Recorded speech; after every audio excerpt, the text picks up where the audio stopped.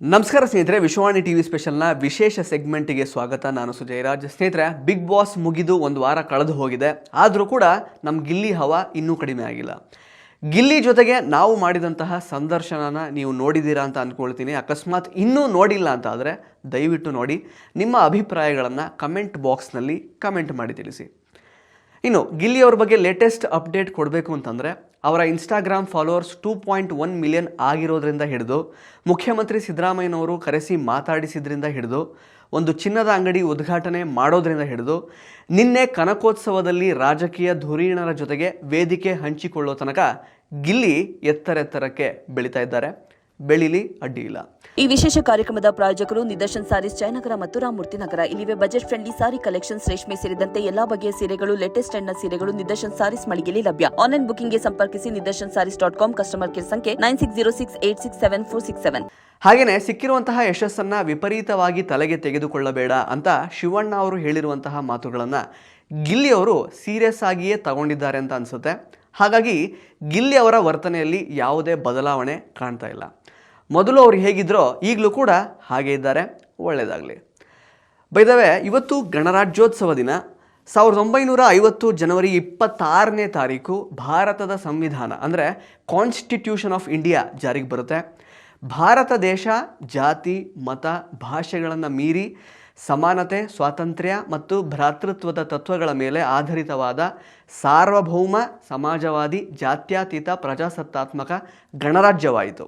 ಅದರ ಅಂಗವಾಗಿ ಇವತ್ತು ಅಂದರೆ ಜನವರಿ 26ನೇ ತಾರೀಕು ಗಣರಾಜ್ಯೋತ್ಸವ ದಿನವನ್ನು ಆಚರಣೆ ಮಾಡಲಾಗುತ್ತೆ.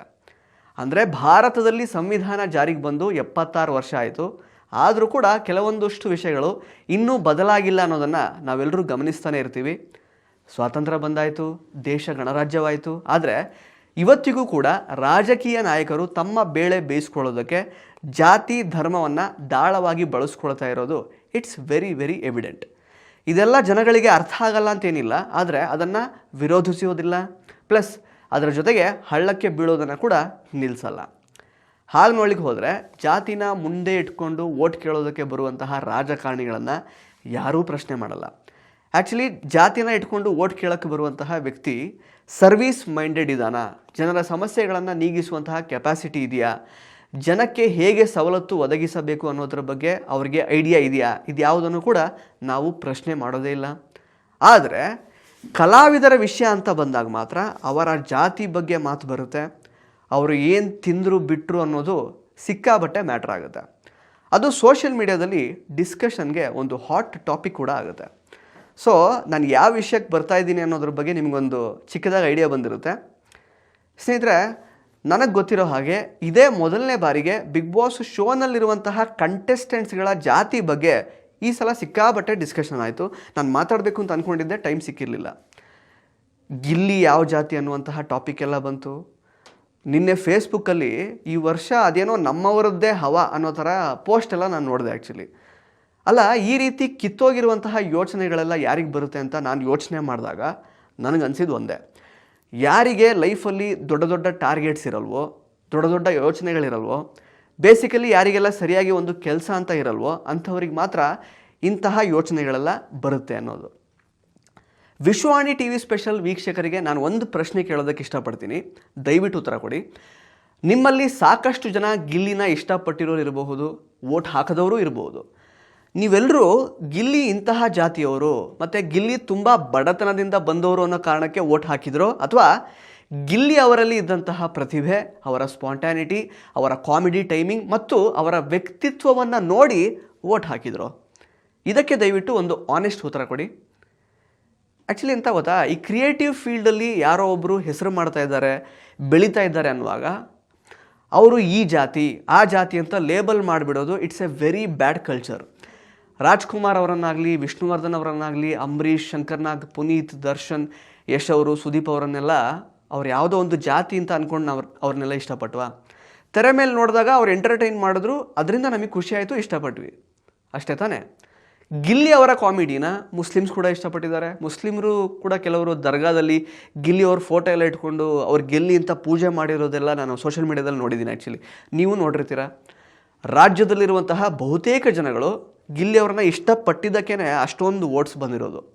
ದಟ್ ಮೀನ್ಸ್ ಟು ಸೇ ಗಿಲ್ಲಿಯವರು ಈ ಜಾತಿ ಧರ್ಮ ಅನ್ನುವಂತಹ ಎಲ್ಲ ರೀತಿಯ ಸಂಕೋಲೆಗಳನ್ನೆಲ್ಲ ಮೀರಿ ಪ್ರತಿಯೊಬ್ಬರನ್ನ ಎಂಟರ್ಟೈನ್ ಮಾಡಿದಂತಹ ವ್ಯಕ್ತಿ. ಗಿಲ್ಲಿಯವರು ಎಲ್ಲರ ಮುಖದಲ್ಲಿ ನಗು ತರಿಸಿದಂತಹ ವ್ಯಕ್ತಿ, ಕೇವಲ ಟ್ಯಾಲೆಂಟ್ ಮೂಲಕ ಜನಗಳಿಗೆ ಇಷ್ಟವಾದಂತಹ ವ್ಯಕ್ತಿ ಅಂತ ಅರ್ಥ.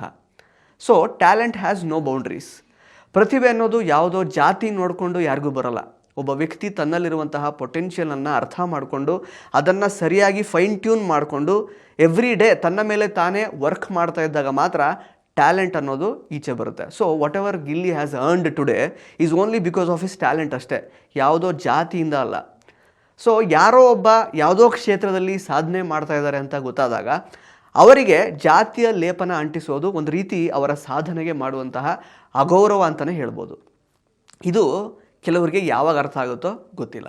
ಎಷ್ಟೆಲ್ಲ ಟೆಕ್ನಿಕಲ್ ಅಡ್ವಾನ್ಸ್ಮೆಂಟ್ಸ್ ಆಗ್ತಾ ಇದ್ರು ಕೂಡ ಇಂತಹ ವಿಷಯಗಳಲ್ಲಿ ಇನ್ನೂ ನಮ್ಮ ಸಮಾಜ ಎಷ್ಟು ಹಿಂದೆ ಉಳಿದಿದೆ ಅನ್ನೋದು ಇದರಿಂದ ಗೊತ್ತಾಗ್ತಾ ಹೋಗುತ್ತೆ.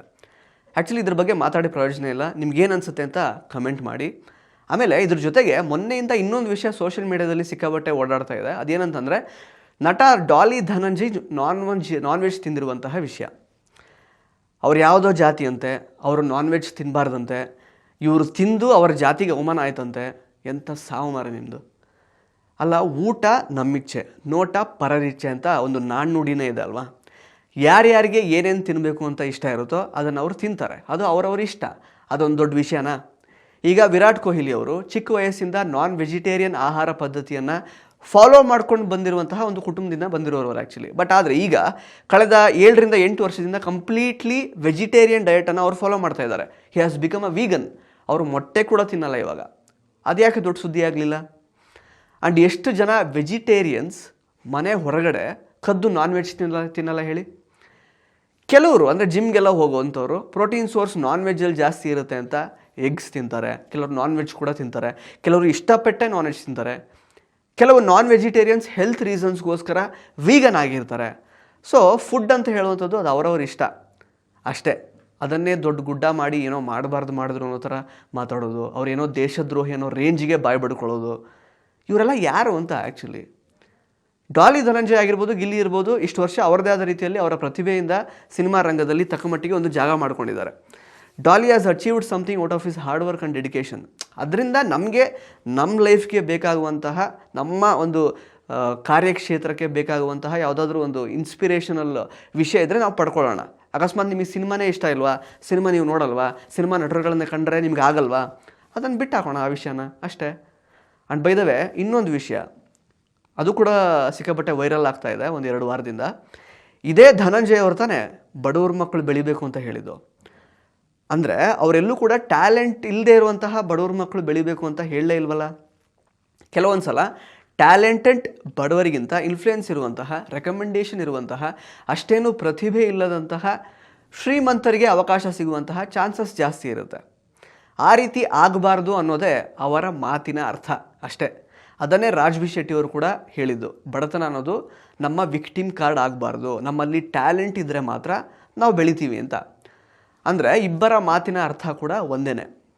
ಒಟ್ಟಿನಲ್ಲಿ ನಾವು ಬಡವರಾಗಿರಲಿ ಅಥವಾ ಶ್ರೀಮಂತರಾಗಿರಲಿ, ನಮ್ಮಲ್ಲಿ ಪ್ರತಿಭೆ, ಕಮಿಟ್ಮೆಂಟ್ ಮತ್ತು ಕನ್ವಿಕ್ಷನ್ ಇದ್ದರೆ ಮಾತ್ರ ಲೈಫಲ್ಲಿ ನಾವು ಮುಂದೆ ಬರೋದಕ್ಕೆ ಸಾಧ್ಯ. ಇದರಲ್ಲಿ ಏನೂ ಚೇಂಜಸ್ ಇಲ್ಲ. ಆದರೆ ಸದ್ಯಕ್ಕೆ ಆಗ್ತಾ ಇರೋದೇನು, ಇಬ್ಬರು ಟ್ಯಾಲೆಂಟೆಡ್ ಯುವಕರನ್ನು ಕೆಲಸ ಇಲ್ಲದೆ ಇರುವಂತಹ ಕೆಲವೊಂದಷ್ಟು ಕ್ರಿಮಿಗಳು ಜಾತಿ ಅನ್ನೋ ಲೇಬಲ್ ಹಾಕಿ ಅವರ ಪ್ರತಿಭೆಗೆ ಧಕ್ಕೆ ತರುವಂತಹ ಒಂದು ಕೆಲಸ ಮಾಡ್ತಾ ಇದ್ದಾರೆ. ಡಾಲಿ ಆ್ಯಂಡ್ ಗಿಲ್ಲಿ ಇಬ್ಬರು ಕೂಡ ಅವರದೇ ರೀತಿಯಲ್ಲಿ ಪ್ರತಿಭಾವಂತರು, ಜನಗಳಿಗೆ ಮನರಂಜನೆಯನ್ನು ಕೊಟ್ಟಿರುವಂಥವ್ರು. ಸೊ ಇವರಿಬ್ಬರ ಪ್ರತಿಭೆ ಇಂಥ ಜಾತಿ ಮತ್ತು ಸಸ್ಯಾಹಾರಿ, ಮಾಂಸಾಹಾರಿ ಈ ಎಲ್ಲ ವಿಷಯಗಳನ್ನು ಮೀರಿದ್ದು. ಸೊ ಸಾಧ್ಯ ಆದರೆ ಸಪೋರ್ಟ್ ಮಾಡೋಣ, ಇಲ್ಲ ಅಂತಂದರೆ ನಮ್ಮ ಕೆಲಸ ನಾವು ನೋಡ್ಕೊಳ್ಳೋಣ. ಟ್ಯಾಲೆಂಟೆಡ್ ಬಡವರನ್ನು ಅವರ ಪಾಡಿಗೆ ಅವರು ಬೆಳೀಲಿ ಅಂತ ಬಿಟ್ಬಿಡೋಣ. ಏನಂತೀರಾ? ಧನ್ಯವಾದಗಳು. ಇಂಟ್ರೆಸ್ಟಿಂಗ್ ಮತ್ತು ಇನ್ಫಾರ್ಮೇಟಿವ್ ವಿಡಿಯೋಗಳನ್ನು ಮಿಸ್ ಮಾಡ್ಕೋಬೇಡಿ. ಈಗಲೇ ಸಬ್ಸ್ಕ್ರೈಬ್ ಮಾಡಿ.